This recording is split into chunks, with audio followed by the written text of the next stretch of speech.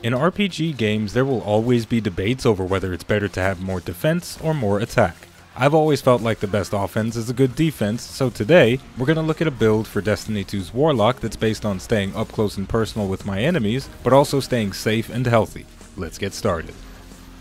Warlocks aren't known for being very durable, but they have the best health sustain options in the game. When correctly modded with the right subclass and the right exotic equipment, you can have access to infinite healing rifts. But that's not what we're looking at today. Instead, we're connecting offense and defense together with the Karnstein Armlet's exotic gloves. Their exotic perk is Vampire's Caress. Melee kills restore a large chunk of health and grant persistent health regen for about 10 seconds. This perk alone is enough to keep us going like the Energizer Bunny even when we're taking fire from multiple enemies, but there are ways to optimize it. In higher difficulty content and in certain encounters, you won't always be able to leave your position to melee kill an enemy to trigger the health restoration, so we'll be using the Stormcaller's Attunement of Control for their melee ability Ball Lightning. Ball Lightning doesn't have unlimited range, but it's the longest range Warlock melee, and it will provide us with some extra quality of life in moments where we can't reasonably close the gap to slap an enemy to death. To have a higher uptime on Ball Lightning, I'll be slotting my armor with 4 impact mods. The 5th slot is for a mobility mod because, as I'm sure you already know, I don't like feeling fat.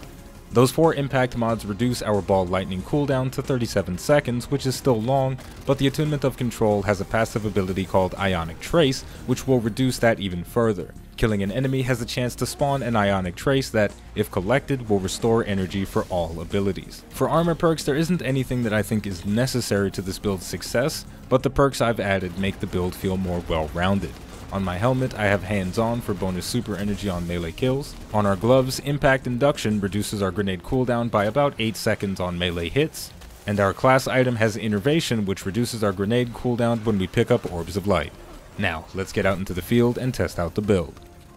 Alright, for our testing today, we are playing the Insight Terminus Nightfall Strike. This one, it's I don't want to say it's more difficult than your typical Nightfall, but I have had a lot of problems, especially with the boss encounter in this Nightfall. So let's see if we can get through the whole thing without dying, especially since we have an exotic armor piece and the whole build centered around survivability. It would be great if I could go this whole time without getting killed.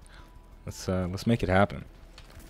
We'll just throw a Ball Lightning at those guys. One of the biggest annoyances of this build and of Destiny 2 in general is the fact that you cannot separate your normal melee strike from your melee abilities. So there are going to be a number of instances in which I use my Ball Lightning in a situation that was not optimal.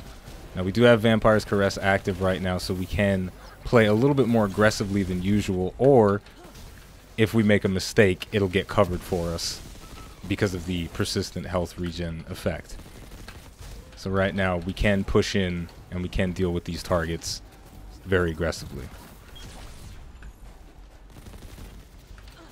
Now, one thing that I'm going to try my best to do is keep this Vampire's Caress buff procced 100% of the time. Whenever I'm in an encounter, I do not want that buff to fall off, because if it does, then I'm going to die. Because my build right now is centered around pushing forward and getting close to get the most benefits. I'm using a submachine gun, so that's a close range weapon. The Telesto doesn't have any range limitations, but I would like to be somewhat close to my enemies to get the most out of it. So we used our Ball Lightning there to trigger the effect. Now we're gonna have to get in close to this guy to continue the buff rolling, and what we're gonna do is get a melee kill on that guy before moving into these Cabal over here. We'll get a little bit of damage on the boss that's in the distance. Couldn't really see him with my Chaos Reach active, and I didn't want to waste it. We did cut it off early to save some super energy, and we'll just finish him off with our heavy machine gun. Now right now, my Vampire's Caress is not active, but I do have the luxury of range, so I can proc it before my feet even hit the ground and try to challenge these Cabal. The beauty of the Karnstein armlets is that I get the regen effect and I get a big burst of healing when I kill a target with a melee. So in situations like this where things are completely crazy, as long as I'm getting kills, as long as Vampire's Caress is active simultaneously, then I'm probably not gonna die. But that was a little bit too close for comfort, and I should definitely be a bit more careful as we go into the next areas, especially if I want to do this without dying. Whew. Now for this next segment, we're gonna see the region effects of the Karnstein armlets tested once again. Ooh, that was bad. We're going to see those region effects tested once again because we've got a lot of melee enemies that are going to push into us. We've got the persistent effect going, and every time we kill one of these little dogs, we refresh it, but we also get that burst of healing. May as well just throw a grenade at these guys and then finish off the last gladiator to keep the buff rolling for the next wave of enemies that comes out. And why don't we set some traps with our Telesto for when the enemies come out, they can step right on those. Won't even have to worry about keeping our health alive if no one's shooting at us. Alright, so we've got some enemies close up to us, so we can trigger our Vampire's Caress right away, and we want to keep it rolling. So let's slap that guy a few times, switch to our power weapon, and light this guy up. Now, unfortunately, the buff is going to wear off. It is off already, so we're going to have to be passive for a little bit.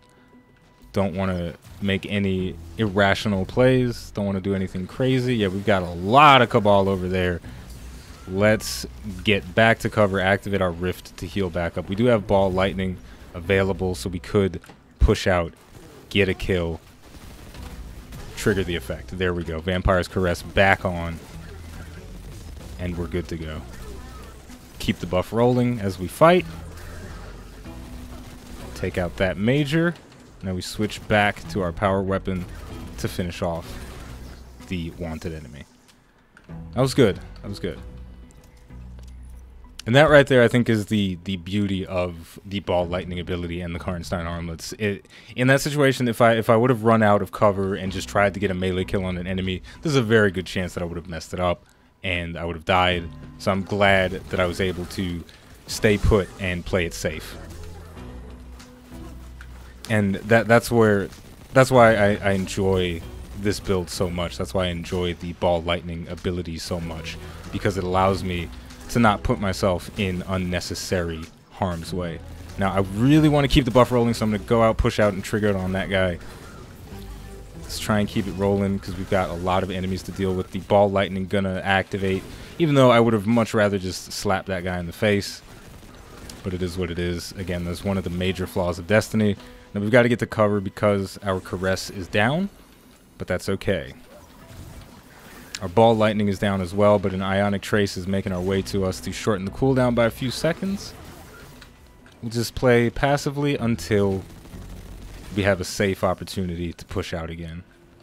One of the other downsides to the Vampire's Caress ability is that it does not give you any benefits against large enemies. There's no way for me to trigger the effect unless there are adds around for me to kill. So that is unfortunate, but it is what it is. You know, the exotic isn't perfect. Let's kill some of those guys in the background, cut it off early to save some super energy. Don't want to waste too much of it just to deal with this one guy. And there we go. So now we've just got to kill another wave of enemies, and then the door is going to open after we place the second charge into the locks. We've got more guys coming out here. Oh no. Oh no, oh no. This is a problem. I'm gonna change positions here because the Destiny has I guess you would call it an auto lock-on feature for melee attacks, and my melee locked on to an orange bar enemy that I was not able to kill. So I felt it was better to just retreat instead of trying my luck with just smacking this guy, trying to get a kill on him. I just didn't feel like that was going to work. So right now we're really challenging these enemies and pushing the healing to its limits. And I feel like I reached the limit a little bit there, so I ran into cover, activated my Rift. Didn't think it would have been practical to push out for another melee kill. Now there's a lot of phalanxes trying to push onto us, so we're gonna have to, let's chuck out a grenade. I think I threw that over their heads. Ooh, this is a little rough. We do have our super. Let's hide, let our recovery do its work, and we're gonna activate our super on these guys, clear out some of the red bars. We'll cut it off early to pick up that ionic trace. And we should be kind of good to go. There's still a lot of trash enemies. Let's rush over here, deal with this Scion. That's going to reactivate vampires so we can run around and deal with the rest of the enemies. Where is it? Hello. Goodbye. Alright, now that we're at the boss room, what we've got to do is activate this platform. The boss is then going to come out, and then we have to deal with him. So we're going to activate our Vampire's Caress as these war beasts are pushing up on us. There's a lot of them. The damage is going to get overwhelming, but as long as we are getting kills, then we will survive without any problems. So there we go. So the more ads are going to continue to spawn. I don't think they ever stop spawning. Throw out that storm grenade. Kill those dogs as they approach. Let's keep it going, keep it going. And the boss has been activated. One more Vampire's Caress is going to start up on us to keep us topped off for just a little bit. Not too much damage going out right now, though, so it's okay. Now I'm going to hold on to my Rift for emergencies, because there are going to be plenty of moments in this encounter specifically where I can't push up to trigger the vampire buff. Like right now even, I don't want to go out into the field. I just want to stay back in my cover and shoot the boss from range. And I'm running out of heavy machine gun ammo, and I kind of want to save it for the next bit of the encounter. Playing a little bit passive here, and that could be boring to watch, and I do apologize for that, but I don't want to die, he says as he stands face to face with an entire army of Cabal. Hello. Alright, and as we move into this last bit, we have all of our weapons, almost all of our abilities. We got about 2-3 seconds left on Ball Lightning. That's fine. So we're gonna try and deal with this boss as quickly as possible. But ooh, why am I burning? Why am I burning? Oh my gosh, that was scary. All right, so while the Rift is active, I'm not gonna throw out my melee until it's just about ready to deactivate. I don't think that's gonna reach anything. No, it did not. That's unfortunate. We're gonna have to play very passively for a moment. Let's see what we can do. So that's one thing you really got to get used to with Ball Lightning, is the amount of distance that it travels and the amount of damage it does. We had a few misfires in this one, but it is what it is. Can't be perfect all the time. But as we see, the cooldown is almost back. We will definitely try to get it to activate again.